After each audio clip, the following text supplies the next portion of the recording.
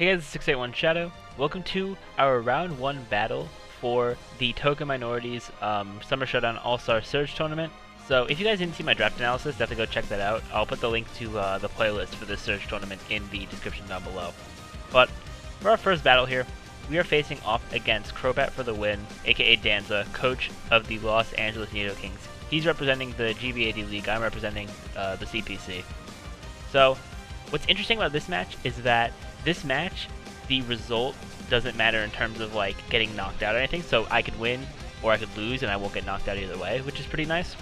So it's a bit more of a more stress-free match, so to speak, because this match just determines which bracket we're on. If you win, you're in the gold bracket, which would more than likely have the strongest of the players, and then if you lose, you're in the silver bracket, which is where you will have the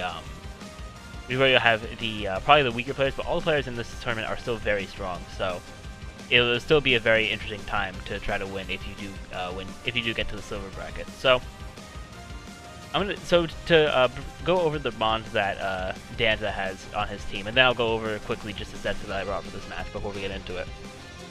So Danza's team is Gardevoir, Incineroar, Druddigon, Sneasel, Tauros, Sandslash, Lilligant, and Rotom Frost, with Rotom Frost being the Z-Mon. So definitely a very interesting team. And to go over my sets just very quickly here, I don't want to make it go on for too long. First off, we have our regular Charizard here. We're running a Scarf set this time because we have because a lot of my team, well, especially Zard has a very solid matchup on this. So if we're running Choice Scarf, we're running Modest as well, so we can get as much damage as possible. We don't really need to run we don't need to run Jolly because of the Scarf. So I mean not Jolly, Timid because of the Scarf. But we're running Flamethrower, Dragon Pulse, Focus Blast, and Solar Beam. Just basically stuff to hit most, if not all, of his team for pretty good damage, because Charizard does hit pretty hard with a Choice Scarf, and he will be able to outspeed all non-Scarfers on his team, which is definitely awesome. Then next up, I have the Cryogonal, which we are running Wise Glasses with 252 special attack, 252 speed, with a Timid Nature, and I'm running Flash Cannon, Ice Beam, Nature Power, Toxic, just because that hits basically everything on this. That hits basically everything on his team, especially stuff like Charizard can't really deal with. The only thing that I haven't really been able to account for much is Incineroar, but I do get to that with the Quagsire, which is pretty standard, just leftovers, Unaware, Scald, Earthquake, Recover type set. Nothing really nothing too special on the Quagsire. It's physically defensive there. And because we have Quagsire as a physically defensive mon, we have the Licky here as a more specially defensive mon, as our Wish Protector. And we are running Oblivious just in case of any taunts and whatnot, because I know people, especially Danza being a very solid player, he may want to taunt Licky when I'm trying to pass a Wish or something like that. So we have the Oblivious there, which could definitely be very helpful. Then next up we have the Galvantula, which may raise some questions because I am running Sticky Web.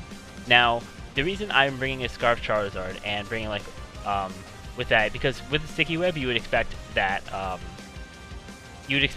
with that, if I'm able to get that up, then everything would be all good, because everything would be slower with the Sticky Web. But it just so turns out that actually no, that's not a good way to bring that up at all.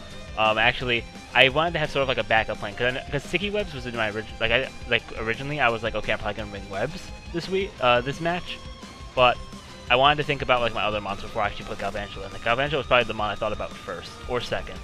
It was a Galvantula and Charizard that I thought about before anything else, and I want Charizard to be sort of like a backup, considering that since I'm sort of like out of touch in terms of like Pokemon stuff, because I don't really follow it as heavily as I used to. There's like a lot of mons now that get defog and whatnot due to like move tutors. So because of my like unsurety with that, and it would take a lot of research, and I was kind of strapped for time to prep for this match specifically, I decided to just have a sort of backup plan. Like if we can't get Sticky Webs up, Charizard Scarfed, and he'll outspeed any non-Scarfers on the team. Either way there. So basically the Galvantula set is very standard without a doubt. And then lastly we have Bruxish, also very standard, except we are running a Banded set, which does come into play towards the end of the match, but you guys will definitely be able to see that. Yeah, running Choice Band, Strong Jaw, Max Attack with a Jolly Nature. So With that, we're going to go into the match now. As you can see, he brought the Tauros, Druddigon, Incineroar, Sneasel, Gardevoir, and Rotom Frost, which means he did not bring the Sandslash and he did not bring the Lilligant, which takes out two of the main things like Paragonal dealt with, so it'll definitely be interesting to see what we do with that. So, start out the battle here.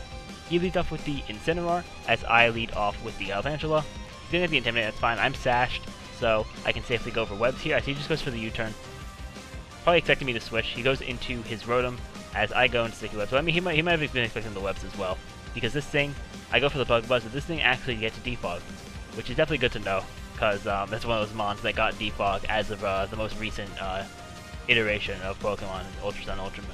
So I go for the Volt Switch here to get out. I go to my Cryogonal, which can deal with this thing relatively well, I think. He goes for the Blizzard, misses, unfortunately. But I probably wouldn't have done much damage anyway. I go for the Ancient Power, get some damage off. Not much damage there, as he goes for the Volt Switch. And he's going to go back into the Incineroar, which makes sense. I'm probably not going to stay in on this thing. So, I switch into Quagsire, which can deal with the Incineroar very well. He knocks off my leftovers, but that's still fine. I have Recover, and I also have Licky Licky if need be to Wish Pass. And here, I just go for the Scald, and he sacks off his Rotom Frost. So, we already have a bit of a lead here early on in the game, which is very solid. Then he's going to go into the Druddigon. He clicks Taunt, but I believe I click Scald here again to see what he would do. I click Scald, and we do actually get the burn, which is awesome. So his Druddigon won't be doing as much damage with his physical moves. I'm going to go into Galvantula here, as he's going to go for the Stealth Rocks. Because Rotom Frost is gone, seeing his team, I'm pretty sure that I'm safe to set up a Sticky Web. So I get the webs up, as he goes for the Dragon Tail, switches me into my Quagsire again, which is perfectly fine.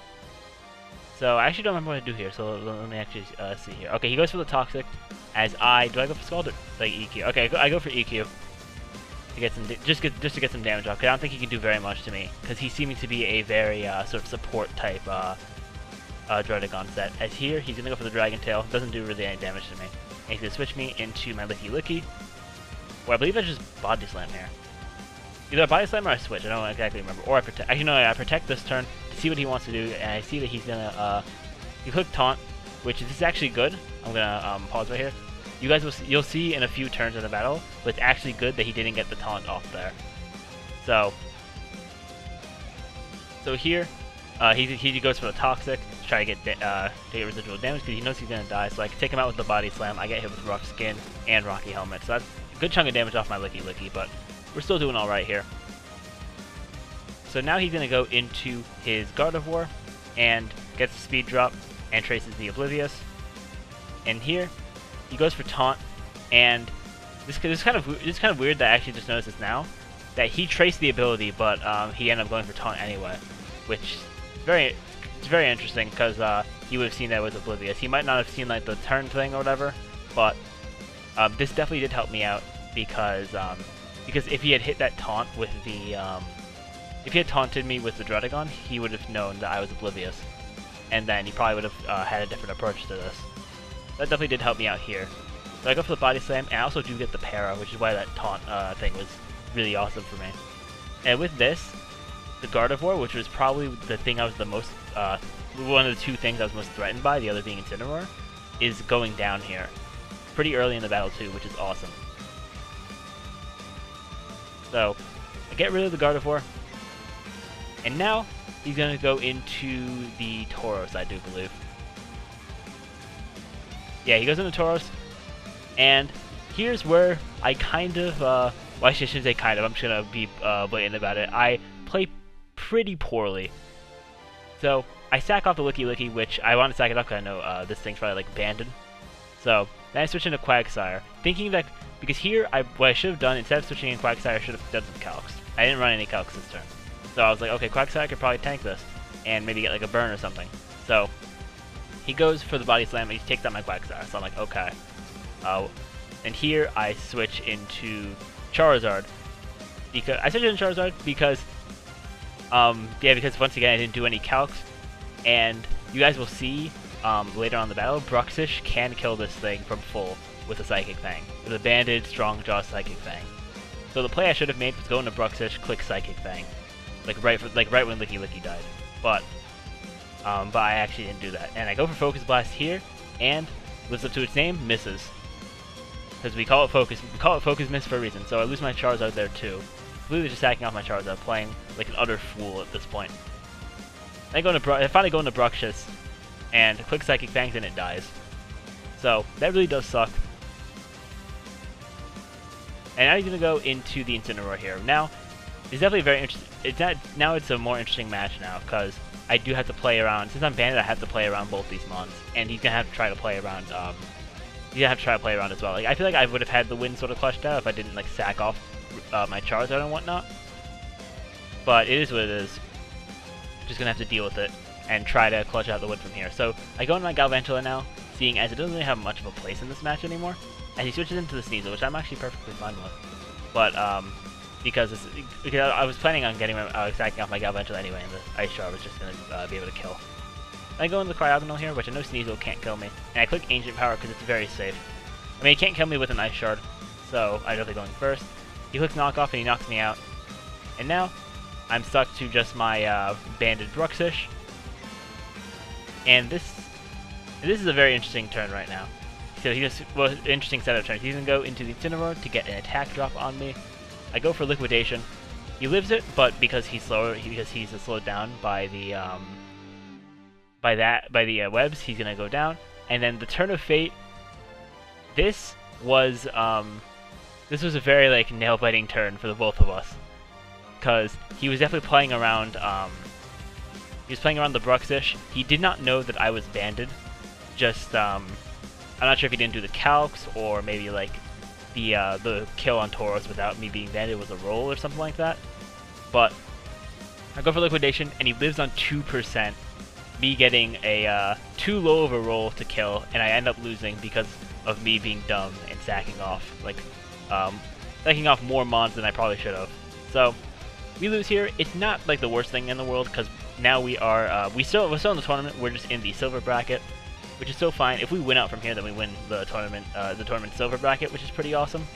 But I'm not exactly sure at this point in the video who I'm going to be facing next. This is the only round I won't know, because they at the time I'm recording this, they haven't made the bracket yet, and each round we advance, we'll be able to get more sort of powerful mons. So we're unlocking the 11 and 12 point mons, and we're doing like a sort of transaction period before we do our round 2 battles. So I'll update you guys on that when we get when I